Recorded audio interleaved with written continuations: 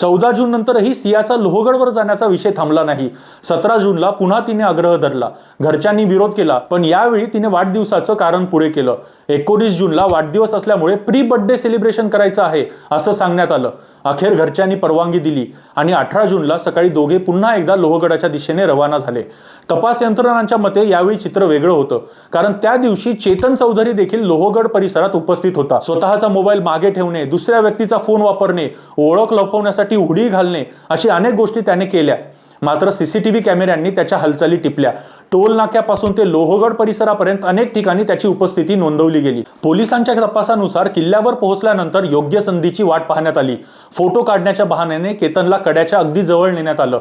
काही क्षणात सगळं संपलं. केतन खोल दरीत कोसळला. त्यानंतर ही घटना अपघात असल्याचं दाखवण्याचा प्रयत्न करण्यात आला. घरच्यांना फोन करण्यात आला. धावपळ सुरू झाली. केतनला रुग्णालयात नेण्यात आलं. मात्र डॉक्टरांनी त्याला मृत घोषित केलं.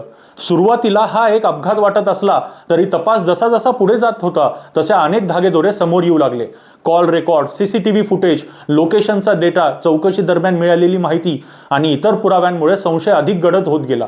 अखेर पोलिसांनी सिया आणि चेतन या दोघांनाही ताब्यात घेतलं. सध्या या प्रकरणाचा तपास आणि न्यायालयीन प्रक्रिया सुरू आहे. मात्र या प्रकरणाने अनेक प्रश्न उपस्थित केले आहेत. जर एखाद्या व्यक्तीला हे लग्न मान्य नव्हतं तर स्पष्ट नकार का दिला गेला नाही?